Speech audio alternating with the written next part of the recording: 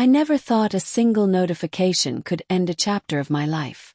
Yet, there it was, a buzzing sound on my phone at 1:37 a.m., pulling me out of an uneasy sleep.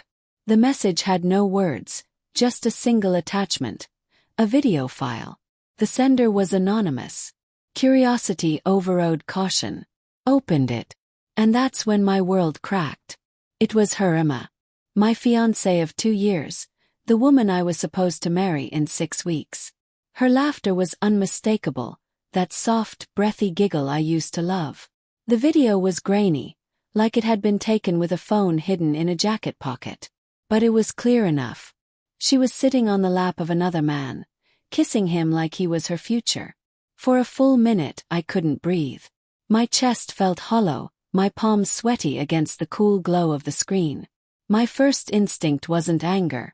It was disbelief. This can't be real. Someone's trying to ruin us. But the way she tucked her hair behind her ear, the birthmark on her shoulder peeking from her dress, it was her. I didn't sleep that night. By morning, I had already replayed the video a dozen times, each replay stabbing a fresh wound into my chest. I thought about confronting her immediately, but something in me wanted to see how deep the betrayal ran. So I acted normal. I texted her the usual "good morning, beautiful," and she replied with a heart emoji and a photo of her coffee mug. How can someone lie so seamlessly? That day, I became a silent detective in my own relationship. I checked her social media posts, her tagged photos, the timing of her girls' nights. Pieces began to fall into place. The late work meetings that didn't add up, the sudden need for privacy with her phone, the slight distance in her kisses. 3 nights later I made my move. I told her I was working late, but instead I parked my car a block away from her apartment. Felt wrong, dirty even, but I needed the truth.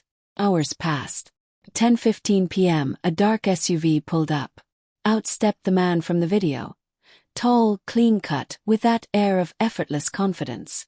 She ran to him like a teenager, kissed him before the door even shut. I remember gripping the steering wheel so hard my knuckles turned white. The world didn't just feel unfair, it felt unreal. The next morning, she came over with croissants and her usual smile. "Wedding stress?" she asked when I looked pale. I wanted to scream, to show her the video, to demand answers. But I didn't.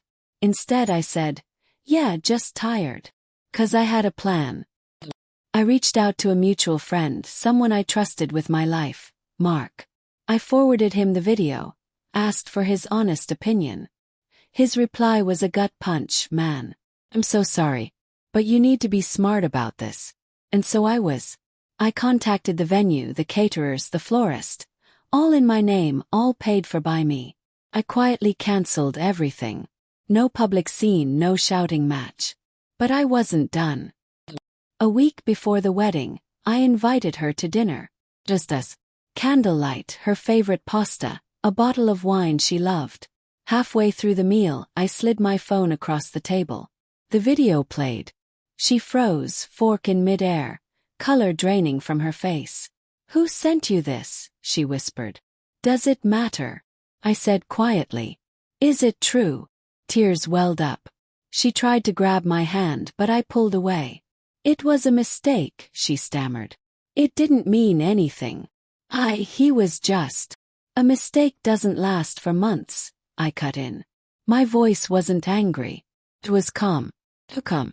She sobbed, begged, promised to fix it. But something inside me had already snapped. Trust, once shattered, doesn't glue back together. It splinters. The next day, I did something no one saw coming.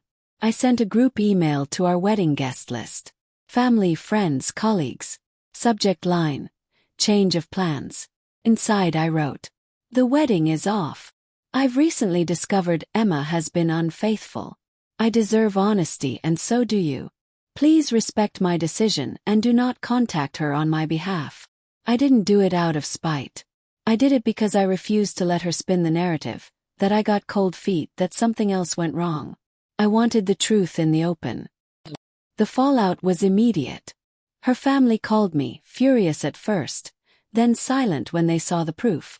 Her friends split. half blocked me, half quietly reached out with apologies. Emma herself showed up at my door 2 days later, mascara streaked, hands trembling. "You humiliated me," she said. "No," I replied. "You did that the moment you chose him." She tried to blame the pressure of the wedding, her insecurities, her fear of settling. I listened, but it was like hearing rain on a roof. Distant, meaningless. Months passed. Healing wasn't instant. Some nights, I replayed her laugh in my mind and felt a dull ache where love used to be. Other nights, I felt relief. Relief that I dodged a lifetime of lies. Then one evening, Mark came over with a bottle of whiskey. We sat on the porch as the sun dipped low. "You shocked everyone, you know," he said, smirking. "How so?" "You didn't scream. You didn't beg. You just walked away with your dignity intact." Shrug. What's the point of setting yourself on fire to keep someone else warm? A year later I saw her again. Grocery store aisle 5. She looked older somehow, more fragile. She gave me a tentative smile, one that held 1,000 unspoken regrets. "Hey," she said softly. "Hey." No anger left. No love either. Just a strange kind of peace. If there's one thing I learned, it's this. Betrayal doesn't always come with a knife in the back. Sometimes it comes with a kiss goodnight, a promise of forever, a carefully planned wedding. But when the mask slips, when the truth surfaces, you have two choices: burn with them or walk away. Chose to walk away. And that, more than revenge or drama, is what shocked everyone.